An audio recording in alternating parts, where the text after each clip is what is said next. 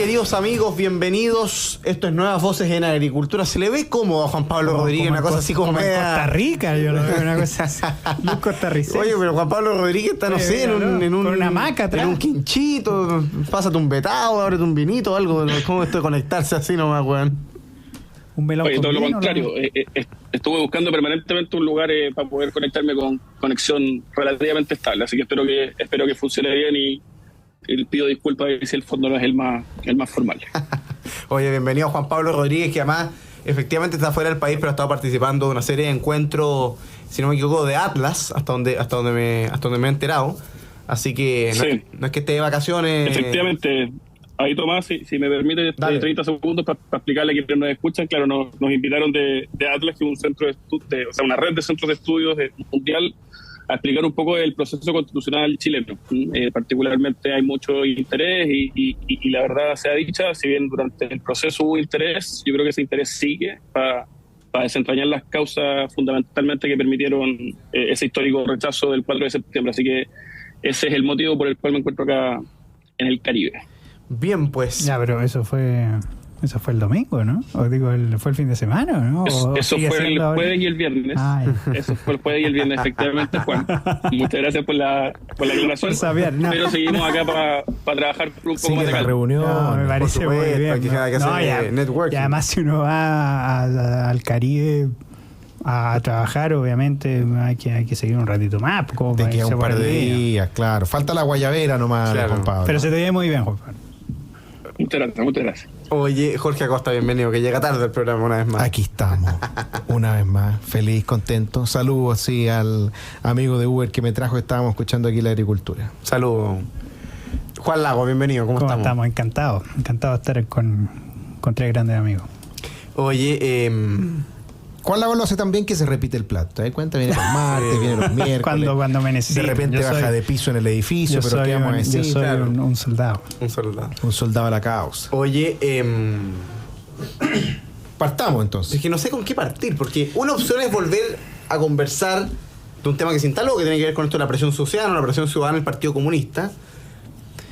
Vi, mientras estaba armando la pauta en la Romy, que hacía declaraciones Luis Cordero nuevamente en la línea de pedir la renuncia al general director de Carabineros, que ya es insólito, o sea, de un nivel de irresponsabilidad, y además una falta de autoridad del presidente de la República que es impresentable. Y de la ministra del Interior, y incluso. De la ministra del Interior, por supuesto.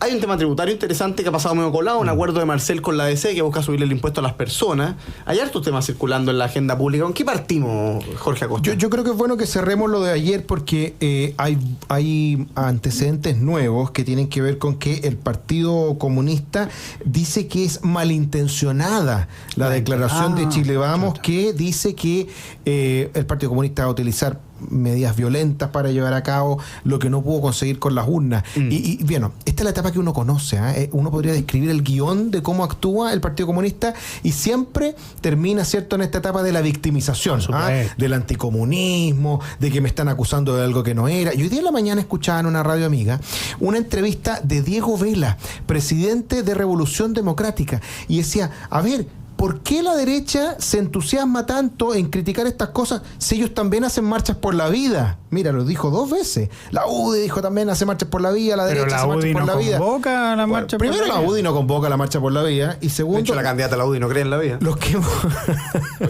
que hemos organizado y participado en todas las marchas por la vida en los últimos más de 10 años, te puedo asegurar que nunca se ha conocido un hecho violento asociado a la marcha por la vida. Incluso más, el único acto violento era de extremistas de izquierda que agarraban a patadas en cierta parte a los pobres cabros jóvenes que estaban ahí participando de esta actividad. Por lo tanto, la desfachatez de comparar esto. Y lo segundo que dijo Diego Vela, que oye, esta entrevista no tiene desperdicio. ¿Dónde fue esto? Fue en Radio Duna en la mañana. Este gallo, una visión del mundo, dijo, a ver, si hasta el propio presidente Piñera, dijo, reconoció lo importante de la marcha, de los 2 millones de personas, aquí despunta la democracia, esto es maravilloso. Pero, oye, si nadie criticó la marcha de los 2, no sé, puede haber sido 2 millones de personas, puede haber sido 600.000 personas. El problema era las bombas, el problema era los saqueos, el problema eran los incendios, el problema es quemar el metro, el problema es la angustia que sentíamos todos los chilenos cuando veíamos por la tele cómo se quemaba el país por todos los costados. Esa era la angustia. Si tú querías hacer una marcha de 2 millones de personas, o menos, porque yo creo que era mucho menos, fantástico. Ahora, la poca habilidad que tuvo el gobierno para darle relato a eso también es otro gran problema, digamos. Pero equiparar las dos cosas, yo creo que es una deshonestidad intelectual brutal. Y por último, lo que decía este tipo, Diego Vela, presidente de Revolución Democrática, ni más ni menos, decía que él estaba de acuerdo con esta estrategia porque todas las luchas que se habían dado en el pasado, como la gratuidad y las conquistas que se habían dado en el pasado, eran gracias a la movilización social. Bueno, y de nuevo describe y relata de cuerpo entero que lo que no lograron en las urnas, lo que no lograron con los votos, lo que no lograron a través de las instituciones de la democracia, lo quieren lograr por la fuerza. Y el mejor ejemplo de esto es, por ejemplo, cuando tú haces situaciones como las que estamos viendo hoy día al gobierno, que la gran mayoría de los chilenos quiere tener, ¿cierto?, sus ahorros en sus cuentas individuales y está en contra de la mayoría de la gente y quiere utilizar unos pocos ideologizados para torcerle la mano al destino. Oye, yo creo que si hay alguien que no debería hablar de representación popular es Diego Vela, un presidente de un partido fantasma como es Revolución Democrática, un tipo que fue elegido con menos de 1.000 votos, con un 4% del padrón de RD. Es verdad, no lo olvidemos. Es decir, ¿cómo una persona así, de un partido fantasma como Revolución Democrática, se va a rogar? Exacto, una representación que no una representación popular que ni siquiera tiene dentro de su partido político. Votó un 4% del padrón electoral y un 84% votó por él. Es decir, menos del 4% votó por Diego Vela. Y eso es una cosa que hay que tenerla presente. Yo creo que en relación con la marcha, ahora me enteré que es de 2 millones, en esa época se hablaba de 1 millón de personas. Bueno, ahora es de 2 millones y va a ser de 3, quizás. Todos los años va subiendo. Yo creo que también había un problema político aquí por parte de no solo el presidente Piñera, sino que casi todos, yo diría salvo la excepción de José Antonio Kast, todos se obnubilaron con eso. Todos cambiaron su forma de ver la política a causa de esa marcha. Y yo creo que basta con ver los tweets de ese día. Época. La idealización. Y el único tuit que no fue así, y eso hay que reconocerlo, fue el de José Antonio Kast. José Antonio Kast dice, mira, esto es impactante, pero eso no va a hacer cambiar la opinión que yo tengo y la visión que yo tengo sobre Chile. Pero eso sí lo hizo con Sebastián Piñera, sí lo hizo con Felipe Kast, sí lo hizo con todos. Bueno, representante del Piñera. Acá la Rubilar también, convengamos. Exactamente. Fíjate que hay, a propósito de lo que decía Jorge, porque Jorge cuestionaba la incapacidad del gobierno de darle un relato, claro, o una conducción adecuado, política. Pero hay una cuestión también de interpretación, porque muchas veces se dijo esto es una marcha pacífica, solidaria, el presidente Piñera ponía tweets y todo lo demás. Y claro, uno se preguntaba, ok, ¿y el presidente Piñera o la ministra Rubilar en su momento, o el ministro Blumel, podían ir a marchar junto a los manifestantes a ver si era tan pacífico, solidario y expresivo, genuino descontento social? Probablemente no, probablemente lo agarraban a patar. Porque ahí no había simplemente un movimiento una movilización social espontánea. Obviamente había algo de eso, pero había también cierta articulación política de sectores contrarios al gobierno que buscaban, en definitiva, lo mismo que busca el del Partido Comunista, traspasar el poder a las calles para tratar de derribar al gobierno de turno. Entonces, ahí hubo evidentemente un error de lectura, de interpretación, de ser capaz de comprender la naturaleza política de lo que se estaba viviendo en las calles, la conexión que tenía políticamente hablando con la violencia que se estaba ejerciendo y por supuesto la respuesta que se da a eso. Porque fíjate que hoy día hay una carta en el Mercurio de Gonzalo Blumel titulada Presión Social y dice: hoy le llaman presión social de la ciudadanía. Ayer era rodear con movilización de masa la Convención Constitucional, avanzar hacia una ruptura democrática constitucional, protestar contra las alzas del transporte desde la movilización social y la desobediencia colectiva, o gobernar con un pie en la calle y otro pie en la moneda.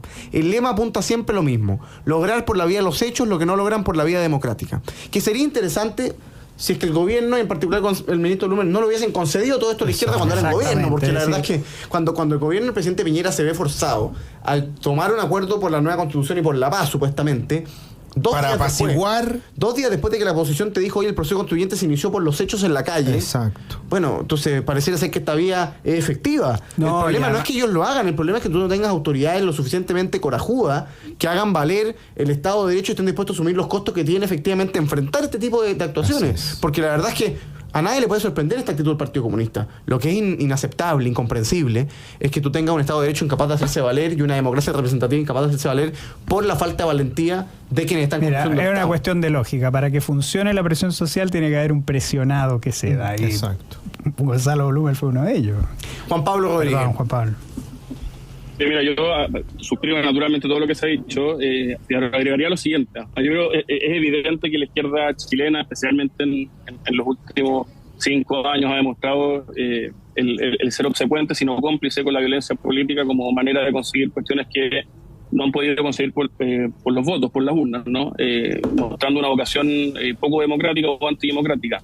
Pero ojo que también, porque acá la respuesta, si uno se quisiera poner como abogado del diablo, decir, oiga, si acá nadie está justificando la violencia, lo que estamos diciendo es que la presión social son marchas pacíficas, y naturalmente que la democracia ampara las marchas pacíficas, pero ampara las marchas pacíficas, no se ve sustituida por las marchas pacíficas, tampoco las protestas, las marchas, por mucho que convoquen 1 millón de personas, 2 millones de personas, 3 millones de personas, eso sustituye a las instituciones de una democracia representativa liberal, ¿no? Las decisiones públicas en una democracia se pesan en función de los votos, ¿no? De los votos que son capaces de elegir a representantes, y ellos expresan la voluntad popular.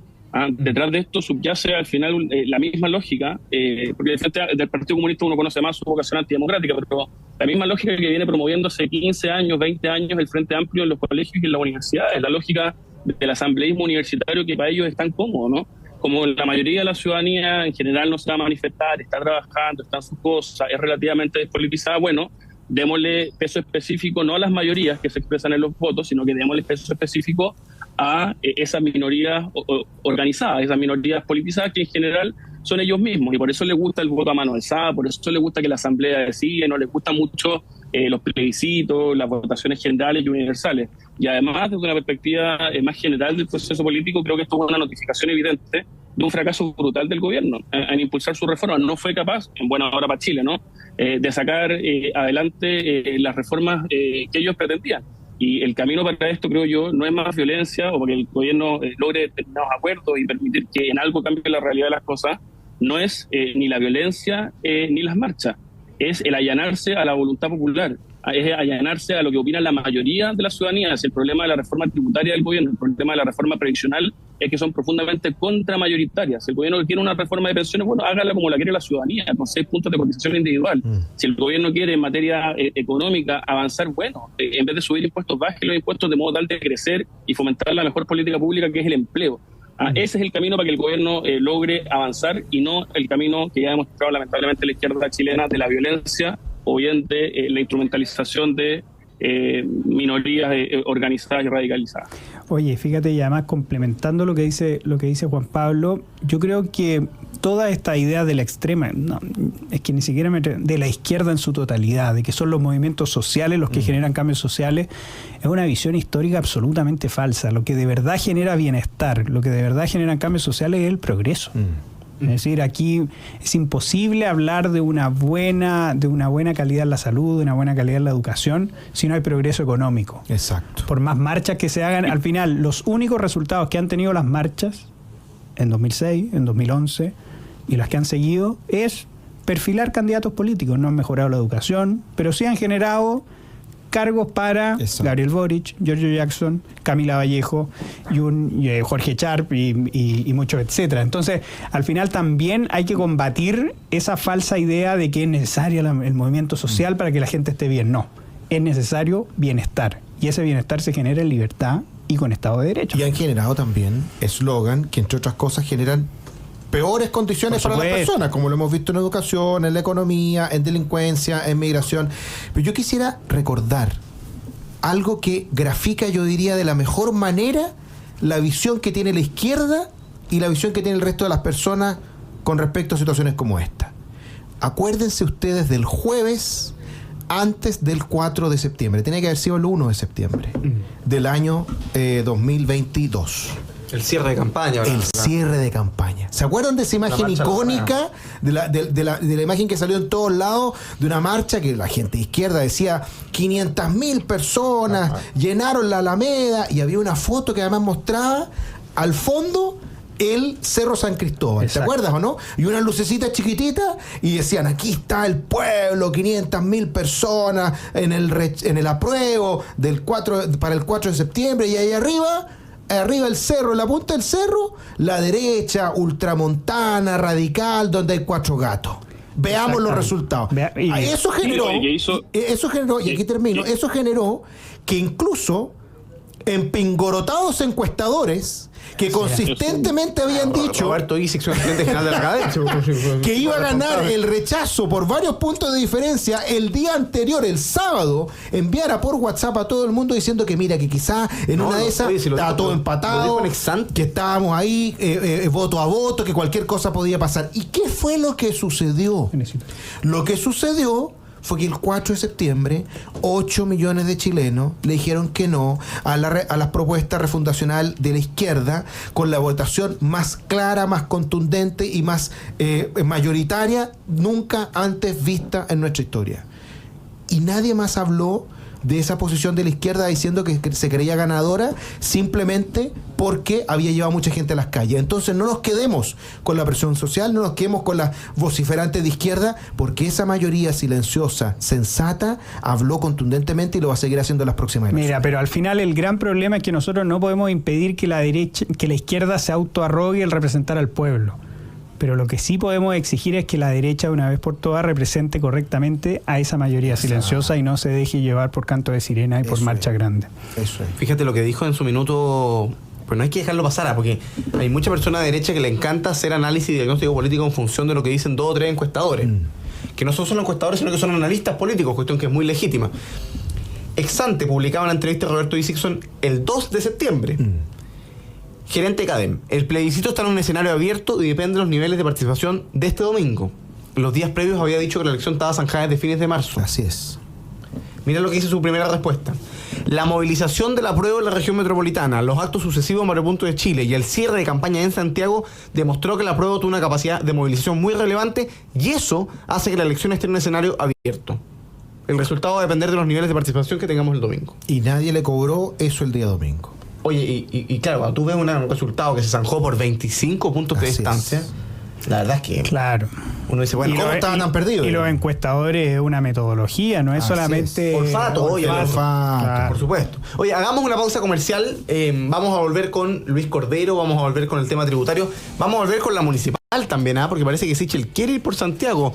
Le han contestado distintas personas. Hoy día viene la senadora María José Gatica diciendo que le parece una locura que Sichel vaya por Santiago, lo dice en la segunda, porque mostró cero lealtad con el sector. Vamos a hacer una pausa, empieza a generar división y algunos nombres de cara a la elección municipal. Esto es Nuevas Voces. Estamos de vuelta, queridos amigos, con su programa Nuevas Voces en Agricultura. Estamos conversando con Jorge Acosta, por supuesto, como cada día. Estamos conversando con Juan Pablo Rodríguez, director ejecutivo de la Fundación Piensa. Y estamos conversando también con Juan Lagos, investigador de la Fundación para el Progreso. Aprovechamos a saludar a todos los que ya nos escuchan por las distintas plataformas. Por supuesto, los que nos están viendo por YouTube. No olvidar de ponerle me gusta al programa para poder llegar a más personas con Nuevas Voces. Y seguirnos en nuestras redes sociales. Nuevas Voces Chile, en Instagram y TikTok, Nuevas Voces Chile, donde pueden ver los mejores fragmentos de cada programa. Estamos subiendo contenido todos los días y también, por supuesto, suscribirse al canal Agricultura TV en YouTube para poder seguir viendo este programa en vivo. Saludemos, doctora Costa, a nuestros auspiciadores, quienes hacen posible nuestro programa.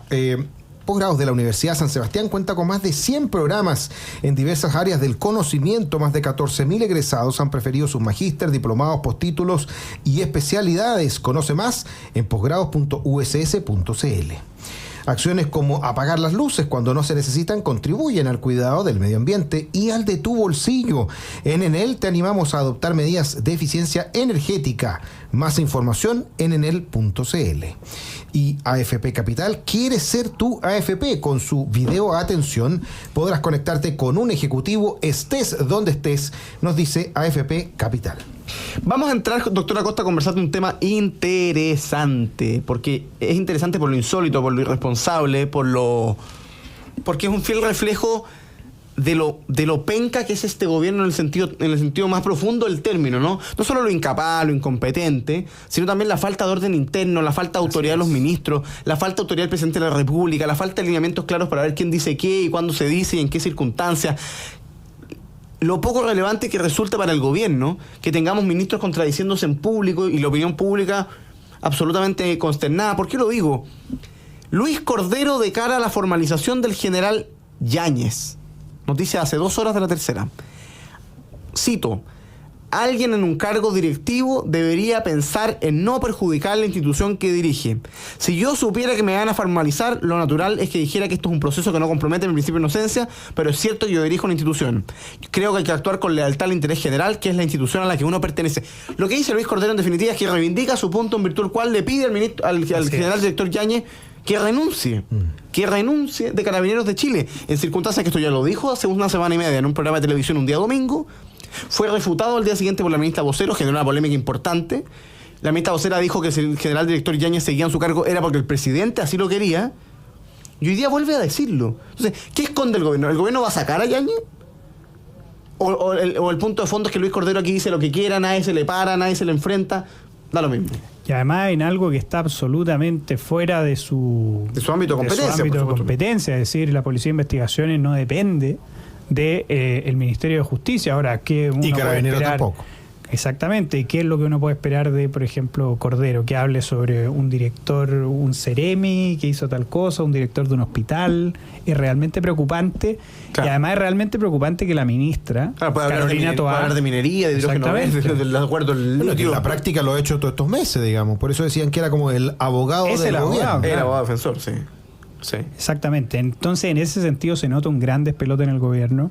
Se nota también que uno también tiene que preguntarse por qué insiste con esto. Porque fue un error. Al final fue un error que lo manifestó en Tolerancia Cero. Estaba muy seguro de sí mismo, muy encantado de conocerse. Y en ese sentido... Como lo hace habitualmente Cordero. Cuando estaba hablando, estaba muy arriba de la pelota y se puso a hablar de cosas que no le correspondían.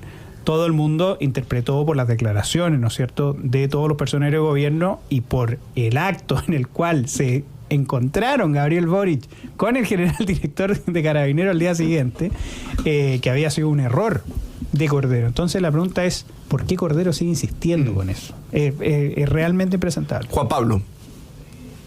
Yo, agregando, ¿no? Diría en primer lugar que de parte relevante del oficialismo hay en primer lugar una deslealtad personal muy importante con Yáñez, ¿no? En el sentido de aprovechar la contingencia del caso del director de la PDI frente a la opinión pública y al clima de opinión pública, meterlos en un mismo saco, que es una cuestión completamente irracional. Se trata de casos completamente distintos. Pero mucho más grave que eso es la deslealtad institucional, diría yo. La deslealtad de, por así decirlo, considerar que es lo que sugiere la afirmación de Cordero, que al final del día va a quedar nuestros mandos institucionales, el general director de Carabineros, eventualmente las comandancias en jefe del ejército y un etcétera que puede ser muy largo, a disposición del particular criterio de un fiscal, que lamentablemente muchas veces actúan de manera politizada, ¿no? Basta que un fiscal diga, mira, voy a formalizar para que demos de baja un comandante jefe, un general director, pero por favor, si la presunción de inocencia se termina con una condena condenatoria, una sentencia condenatoria, no con la formalización que es un acto de un fiscal, dice, mira, que hay más o menos ciertos elementos que me permiten creer que hay un delito, nosotros vamos a, como dice la palabra, formalizar la investigación, vamos a comunicarle al investigado para que él pueda defenderse. Entonces, institucionalmente es muy grave. Y lo tercero, y con esto cierro, creo que hay una incoherencia también muy evidente, porque de lo que se le acusa a Yáñez es una supuesta omisión en materia de derechos humanos en el contexto del estallido social. Oiga, los derechos humanos en general son una construcción entre el siglo XIX y el siglo XX y tomó especial importancia luego de la Segunda Guerra, pero si hay un derecho humano que tiene anclaje importante en la historia, es el debido proceso, ¿no? Desde 1215, la Carta Magna de Juan Sin Tierra, debido proceso que incluye la presunción de inocencia, ¿no? Y por lo tanto, someter, insisto, el estado de nuestros mandos institucionales a una, comillas, mera formalización, hay que ver más elementos, pero una mera formalización, eso es efectivamente quebrantar un derecho humano que asista a todas las personas, cuál es el derecho de la presunción de inocencia, y además en un contexto en donde, a mi juicio, evidentemente, las razones por las cuales se persigue al general Yáñez no son razones penales, sino que son razones políticas, porque hay un sector del gobierno, una parte relevante del Frente Amplio y todo el Partido Comunista que detesta a Carabineros y que no quisieron nunca que cumplieran su rol institucional de restablecer el orden público y el imperio del derecho, y se la tienen jurada, y consecuentemente, porque odian y detestan a Carabineros y en consecuencia también a Yáñez, promueven hoy día, a mi juicio, una infame acción persecutoria para perseguir su destitución. Jorge Acosta. Bueno, yo diría dos cosas. En primer lugar, esto es vergonzoso. La forma en que ejecuta el poder el gobierno es una vergüenza. Recordemos lo que pasó con el director de la PDI, ¿cierto? Sergio Muñoz, cuando estuvo todo el día en vilo si iba a renunciar o no iba a renunciar, o si el presidente de la República iba a pedir la renuncia. Frente a un hecho así de grave, el presidente de la República tiene que tomar la decisión él y decir, ¿se va o se queda? Pero no puede estar dependiendo de que le entregue la renuncia el director de la PDI. Y al final el presidente de la República estuvo dependiendo de la voluntad del director de la PDI si le entregaba o no le entregaba la renuncia. Y hoy día, como el gobierno no se atreve a pedirle la renuncia al general director de Carabineros porque no se atreve a sostener su posición de decir que considera que es gravísima la situación en la que está, le manda recados por la prensa. Y no lo hace la ministra del Interior, no lo hace el subsecretario del Interior, no lo hace ni siquiera la vocera del gobierno, lo tiene que hacer el ministro de Justicia porque nadie más se atreve, porque el presidente de la República no se atreve a tomar la decisión y asumir lo que esto significa. Por lo tanto, la forma de ejecutar las acciones políticas relevantísimas como esta no lo está haciendo el gobierno y está de alguna manera, voy a decir un chilenismo, pero tirando el traste para las moras el presidente de la República. ¿Ah? Y lo segundo, que es más importante aún, la deslealtad, podríamos decir, de el ministro de Justicia con sus propios compañeros en el gobierno. Porque aquí no solamente le está hablando a Yáñez, aquí le está hablando a Crispi, aquí le está hablando a la directora de presupuesto, aquí le está hablando a todos y cada uno de aquellos que podrían ser formalizados el día de mañana a propósito del caso Fundaciones, ¿o no? O vamos a decir que si es carabinero formalizado se tiene que ir, pero si es un funcionario de gobierno formalizado se tiene que quedar. Porque si saben que van a ser formalizados, bueno, entonces, convengamos que entonces, si esa es la vara, si ese es el criterio, bueno, deberían hacerlo todos los funcionarios del gobierno, y no solamente en Carabineros. Y la señal hacia Carabineros, hacia no los altos mandos de Carabineros, hacia el carabinero a pie, que está en la calle, en un contexto de una brutal crisis de seguridad y crimen organizado. ¿Qué señal está dando el gobierno?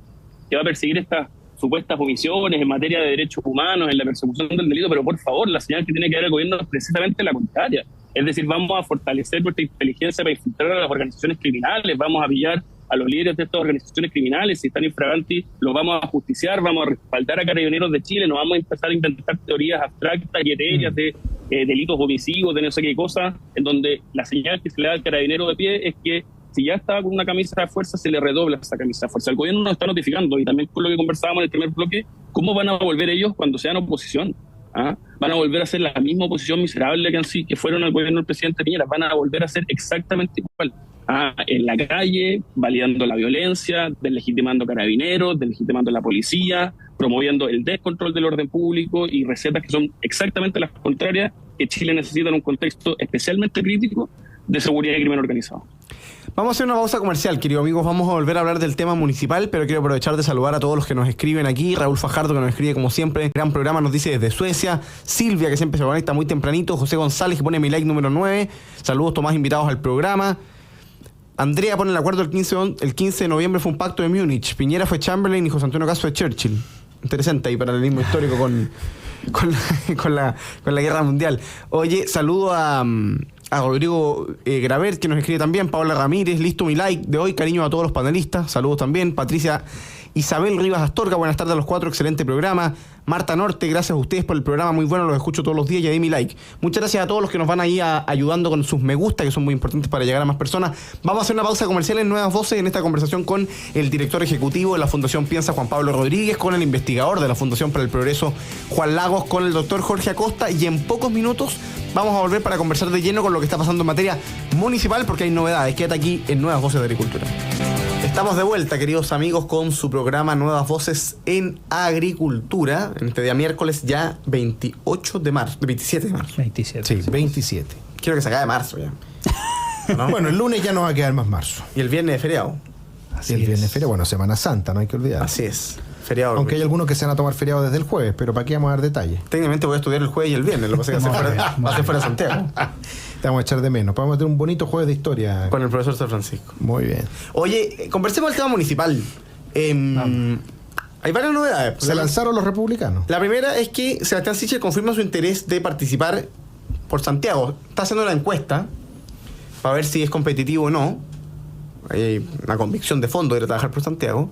Y de hecho sale hoy día su ex jefe de campaña, en fin, en la tercera, diciendo que efectivamente había disposición a que Sebastián Sichel fuese la figura que compitiera por Santiago, por la comuna de Santiago Centro. Ahora, por supuesto, como habíamos comentado ayer, esto no es demasiado pacífico. De hecho, hoy día la senadora Gatica, María José Gatica, senadora de Renovación Nacional y ex candidata a la presidencia de Renovación Nacional, la lista apoyada por Carlos Larraín, por Pancho Borrego, en fin, sale a decir que es una locura porque demostró cero lealtad con el sector. Esa es la frase que trae hoy día el diario La Segunda. Lo cual te abre ya, creo yo, una discusión que va a ser interesante. ¿Por quién va a ir por Santiago? ¿Cuánta unidad o cuánta cohesión genera la figura de Sebastián Sichel? ¿Cuánta cohesión o unidad genera la figura de Mario Desbordes? Que también tenía ganas de ir por Santiago. Y en paralelo, como anunciaba Jorge, el Partido Republicano, informa al Mercurio, también confirma su primer grupo de candidatos en la capital. Buscan llevar cartas en Recoleta, Ruta Hurtado, en Conchalí, en El Bosque, en Peñalolén, Ignacio Dúlger, en Cerrillos, en San Bernardo, en Maipú, en El Monte y en Talagante. Es decir, se empiezan a conocer nombres. Se conoció el fin de semana que Juan Pablo Rodríguez estaba marcando para ser alcalde de Viña en panel ciudadano de Vamos, qué grande, Juan Pablo. Por lo tanto, hay varios. El tema municipal se empieza a abrir y creo yo, algunos creen que esto va a ser miel sobre hojuelas, yo creo que no tanto. No, es razonable que haya algo de discusión porque tienen que llegar a buenos candidatos. Yo espero efectivamente que haya pactos por omisión además y que lleguemos con un candidato de toda la derecha, derecha en sentido muy amplio, a la elección de octubre, pero creo que figuras como las de Sichel y otros van a generar un debate que no es menor. Sí. No, ciertamente. O sea, yo lo decíamos ayer, Sichel yo creo que ha demostrado que no es un representante del sector que genere una adhesión significativa. Podría imponerse la teoría de Juan Leonardo Lagos, que me gustó, decir, bueno, vaya candidato en Maipú, vaya a dar la pelea, candidato presidencial contra candidato presidencial, y generaría quizás ahí una reivindicación. Pero la verdad es que en Santiago solamente va a generar que aparezcan otros candidatos. De hecho, entiendo que ya anunció su candidatura Aldo Duque. Entonces, mira, ayer no va a faltar el que va a preferir votar por Aldo Duque antes de que Sichel, digamos, si estamos con esas alternativas. Yo quiero escuchar a Juan Pablo Rodríguez, por favor. El candidato, alcalde. El candidato, no, mira, sí, ya que lo mencionaron respecto de mí, yo lo he dicho, no está hoy en mis planes ser candidato, pero naturalmente agradezco el apoyo de tantos vecinos de Viña en un contexto además de una nefasta administración comunal respecto de la cual desde hace mucho rato, pero dado este apoyo, redoblo el esfuerzo para trabajar y comprometernos a comenzar a recuperar nuestra ciudad de una nefasta alcaldía como la que ha sido Macarena Ripamonti, y que yo creo que Ripamonti y Char son candidatos completamente ganables. Voy a la pregunta, ¿no? Pero en términos estructurales yo creo que, mirando el lado lleno del vaso, ya voy al lado vacío, pero el lado lleno del vaso en general en las elecciones municipales, hoy día los vientos soplan muy distinto a lo que fue la elección de alcaldes anteriores, y también tenemos votos obligatorios. Y por lo tanto yo creo que hay una buena inercia, por así decirlo, pero lamentablemente, y este es el lado a mi juicio vacío del vaso, creo que lo de Sichel se expresa o es parte también de esto. Creo yo hay una falta de visión por parte del sector político de comprender que, sobre todo en las elecciones territoriales, el trabajo no se puede hacer a 3 meses plazo, a 6 meses plazo, sino que los liderazgos que buscan posicionarse tienen que hacerse idealmente. Sé que siempre es difícil cumplir el ideal y a veces se le pega excesivamente a las directivas de los partidos porque a veces no hay mucho interés por ser candidato, pero debes encontrarse a alguien que desde el día siguiente, haber perdido una municipalidad, esté trabajando, ¿no? Y que sea 1 o 2. Pero me parece realmente inconcebible que comunas muy importantes de Chile sigan existiendo 4, 5 o 6 candidatos, ¿no? Y ahora yo sí creo que hay un espíritu de unidad correcto. Creo que se va a lograr llegar a un candidato único. Va a ser difícil, como toda negociación política, pero creo que ese espíritu está. Pero lamentablemente creo que estamos muy atrasados, y espero que para futuras elecciones el sector esto pueda profesionalizarlo un poco y pueda tomar decisiones estratégicas con más tiempo. Y con también cierta generosidad que permita disputar de mejor manera, sobre todo elecciones que se presentan en un contexto, a mi juicio, como decía, favorable. Juan. Mira, yo creo que lo de Sichel es sintomático de partidos políticos que no tienen verdadero sentido de urgencia. Yo creo que ya debería estar más o menos zanjado cuáles son los candidatos ya para que tengan tiempo de poder presentarse, y al final a eso juega Sichel. Sichel juega a llanero solitario, a que me marcó bien una encuesta, a que esto lo hagamos rápido, como dice Tomás Fuentes. De nuevo Tomás Fuentes surge, sale a la palestra, ¿no es cierto? Dice, Chile vamos, no puede perder más tiempo. Según todas las encuestas, el único competitivo capaz de ganar en Santiago es Sebastián Sichel. Ojalá Chile vamos se cuadre con él y que sea pronto. Es decir, al final es como bueno, se ve cierta modorra y ahí está Sebastián Sichel y ya, hagámoslo luego, cerremos luego esto, ¿ya? Entonces, en ese sentido, yo creo que claramente lo que hace Sebastián Sichel es sintomático de una inactividad que yo creo que ya con el paso del tiempo se va a volver cada vez más impresentable, creo yo. ¿Por qué? Porque además en Santiago hay otros buenos candidatos. Mira, si tú me ponías a elegir entre Sichel y Desbordes, mira, yo por último, Mario Desbordes ya pertenece a un partido político, ¿me entiendes? Es decir, está dentro de Chile Vamos, ¿ya? Por último, ¿ya? A pesar de que si va Aldo Duque, votaría por Aldo Duque mil veces antes, ¿cachai? ¿No? Pero ¿cómo no son capaces desde Chile Vamos a encontrar a un buen candidato para la Comuna de Santiago, siendo que es muy importante, una comuna fundamental, que no da lo mismo que gobierne en esa comuna, ¿me entiendes? Que podemos pasar de ser una ciudad abandonada, porque es un pueblo fantasma ahora la Comuna de Santiago, a ser, como fue con Felipe Alessandri, el metro cuadrado más caro de Chile. No da lo mismo. Y por eso también, que vuelva Felipe Alessandri también, que se anime. Fíjate, yo creo que a mí en lo personal no me gusta la candidatura de Sichel, menos en la lógica de Tomás Fuentes, ¿no? Hagámoslo rápido, que Chile Vamos inmediatamente apoye. Primero, la negociación no es solo con Chile Vamos, hasta donde hemos entendido. O sea, aquí efectivamente hay un espíritu de articulación y de que haya pactos por omisión. Se requiere que efectivamente todos los partidos que están en la oposición, que están siendo convocados a esa fórmula, no tengan problemas con la candidatura. Yo creo efectivamente que Sebastián Sichel... Claro, uno no lo va a condenar por sus actuaciones pasadas porque se podría reivindicar de alguna forma, pero creo que sus antecedentes no son buenos, es decir, su comportamiento en la primera y en la segunda vuelta presidencial no fueron los adecuados.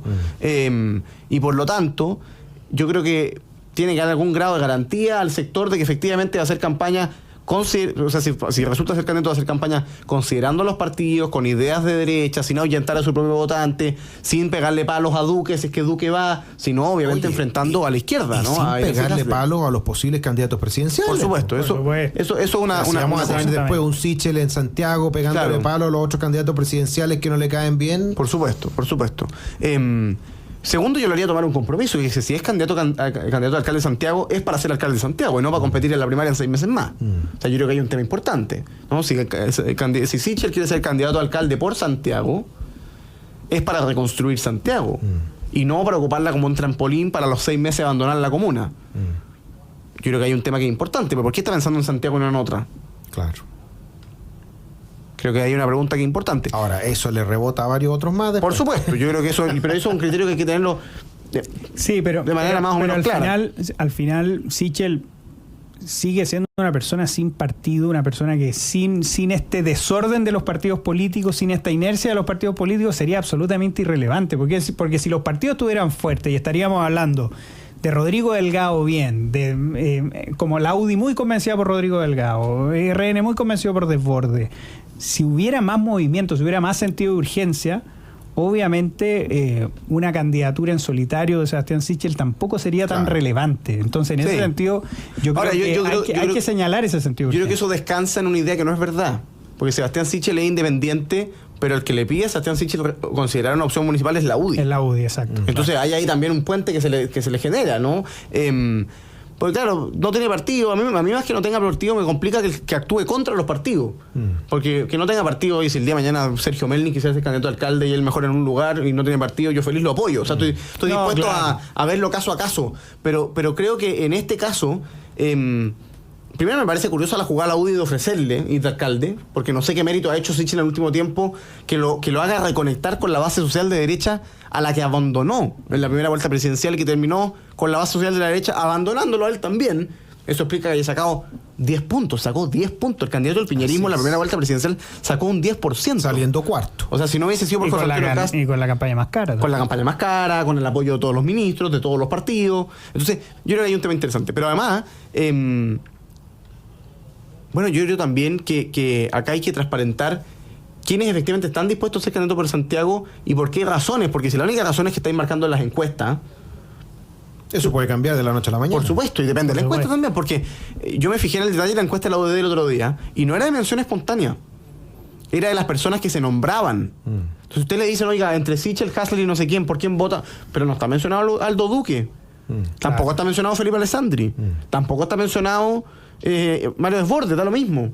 O Pancho Rego, da lo mismo. Pero oye, hagamos una encuesta real, ¿te fijas? Claro. O sea, hagamos una encuesta con todos los nombres que están sonando. Claro, es una encuesta muy chica. Muy chica, 400 personas. Con una metodología muy mejorable. Entonces, yo creo que hay un... Y lo otro es que esta posición de Tomás Fuente me parece tremendamente ingenua, ilusa y poco comprensiva de la realidad de la Comuna de Santiago. O sea, creer que Sichel es el único que de todas maneras le gana a Hassler, o sea, yo creo que esa va a ser una elección muy dura. Muy dura. Muy con dura. Un partido comunista que está en todos los sectores, en todos los barrios. De gallo. Absolutamente. Y que tenemos los datos históricos de todas las elecciones, y eso lo conversábamos ayer también. O sea, están ahí los datos que muestran que es un sesgo a la izquierda muy grande el que tiene Santiago. Entonces, por eso es que el candidato tiene que ser muy bien elegido, porque además sería una irresponsabilidad que le abriéramos la puerta de par en par con un mal candidato a que Hassler se pueda reelegir y tan fácilmente. Exacto. Ese es un gran problema. Porque además recuerda que cuando el Partido Comunista llega a una comuna, se enquista inmediatamente. Sí, y es muy difícil sacarlo. Mira lo que pasó en Recoleta. Pregúntale a Jadwe, claro. Pregúntale a Jadwe. Entonces no podemos cometer un error de nuevo de esa envergadura. Juan Pablo Rodríguez, Jorge Acosta, Juan Lagos, se nos fue el programa volando. Hablamos de varios muy temas. Entretenido. Día miércoles. Mañana viene un jueves de historia. Mañana jueves de historia. Si quieren ir Juan Lagos de nuevo, yo creo que a esta altura ya vamos a tener que invitarlos toda la semana. Va a estar en exclusiva el doctor Acosta mañana jueves de historia. No, también va a estar el profesor Alejandro San Francisco. En su rol de conductor, digo, vamos a hacer historia contigo, imagínate. Claro. Jorge es puro futuro. Puro futuro. Aunque el otro día decían que Alejandro fue capaz de exceder más allá de su disciplina. Decían desde Europa. Desde Europa, porque está hablando del futuro y no solamente de la historia. Así es. Siempre esa mezcla. Oye, dramático. Las canales de televisión informan que el Servicio de Impuestos Internos detalla fechas de operación Renta 2024. Hay una buena noticia para nuestros auditores, que en lo que les gusta pagar impuestos. Dramático. Además, le van a subir los impuestos del gobierno a las personas. Subir los impuestos del gobierno. En fin, los impuestos hay que bajarlos, pero bueno. Bueno, Diego Vela decía, entre otras cosas, hay que subir impuestos para tener más desarrollo, para tener más crecimiento económico. En fin, para tener más fundaciones, debe ser ya. La tiene clarita. Gracias, queridos amigos, por su sintonía, gracias por su comentario. Ya viene Deportes y en Agricultura. Ustedes quédense en la 92.1 FM. Nos reencontramos mañana jueves, como cada día a la 1 de la tarde, en una nueva edición de Nuevas Voces. Que estén bien. Chao, doctor. Chao, Juan. Chao, Juan Pablo. Chao.